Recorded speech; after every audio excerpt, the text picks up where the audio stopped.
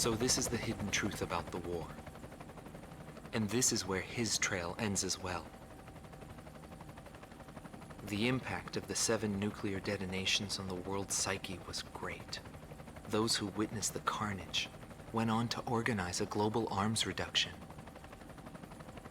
Perhaps they were admonishing themselves. Furthermore, the existence of V2 was concealed.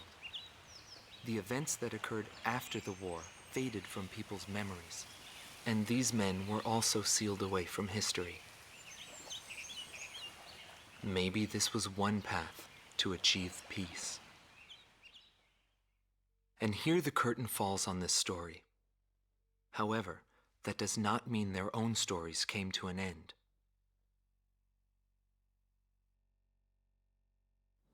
I fly under the code of knighthood. It's no surprise, since we soldiers are the descendants of the Belkan Knights. We protect the meek and give our lives for honor, but that does not mean that we are generous, since generosity will cost us our lives.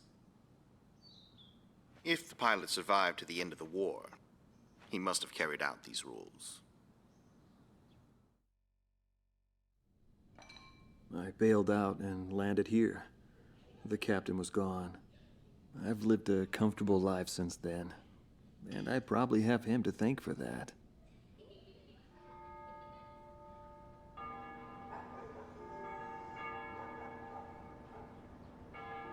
They ring the bells here at dusk to honor the liberation of the capital. It signals peace, but to me, they are the sounds of death.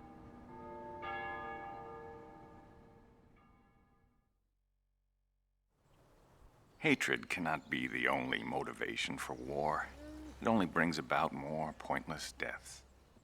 I lost most of my students. They were all my children, my flesh and blood. I will never overcome that grief. I'll probably never teach anyone again, nor will I ever go up in the sky again. I have entrusted everything I know to a new generation. I'll just look on from here.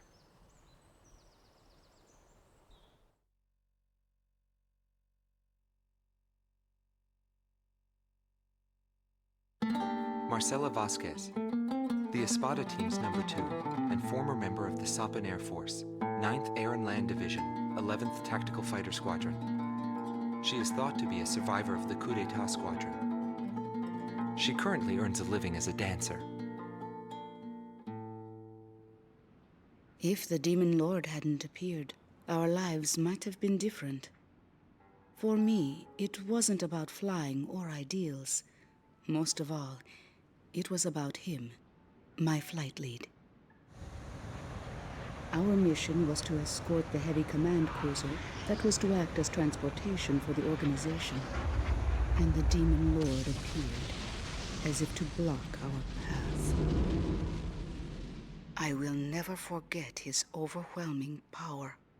One by one, my comrades were shot down, and then the mother bird we were supposed to protect. We survived after the fight.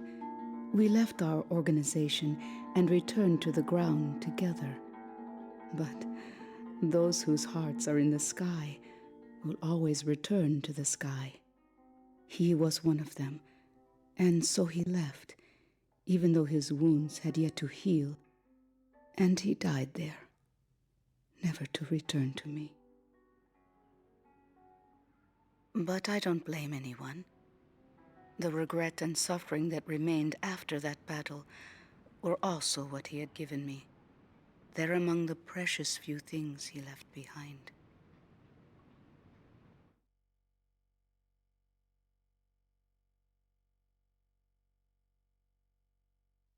Joshua Bristow, former captain of the Ocean Air Defense Force, 8th Air Division, 32nd Tactical Fighter Squadron. His actions during the Belkan War are surrounded in mystery, and he is rumored to be one of the founders of a world with no boundaries.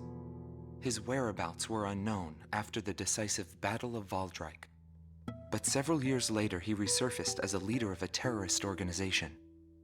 Today, he is serving time in prison. This darkness and that little window are my entire world now.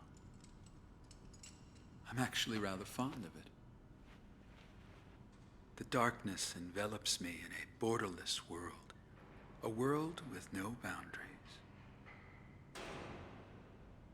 He was not the reason we were unable to change the world. No matter what the desired outcome is, the world can still change, as long as people expand their knowledge and desire change. Today's world has already changed from what it was back then.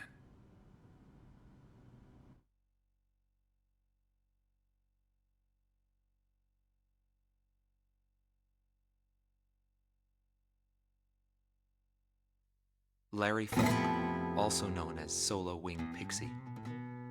GALM Team's number 2, and member of the Ustio Air Force, 6th Air Division, 66th Air Force Unit. That's right. This man was his buddy, and his enemy. I should have died that day, but I didn't. I dragged my wounded body and reached ground zero of the nuclear detonations. A barren, empty land. I felt an unbearable sadness when I witnessed that landscape. There were still people living there. They were the ones that saved me. It may be true that the world has no need of borders, but would getting rid of them really change anything? The world won't change for the better unless we trust people. Trust is vital in a peaceful world, but that will never happen. I'm still on the battlefield. Right now I'm near a border. I want to see for myself what borders really mean, and what their volition really is. I may not find what I'm looking for, but I still want to try. Anyway, that's what I've come to believe, and I think that's enough. Will he see this video? If you do meet him, give him a message for me. Yo, buddy. Still alive? And thanks, friend. See you again.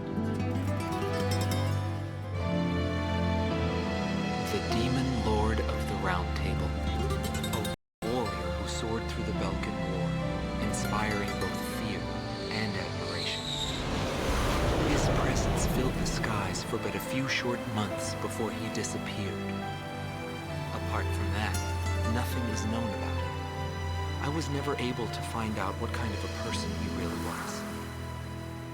But whenever they talked about him, they always had a slight smile on their faces. That, perhaps, may be my answer.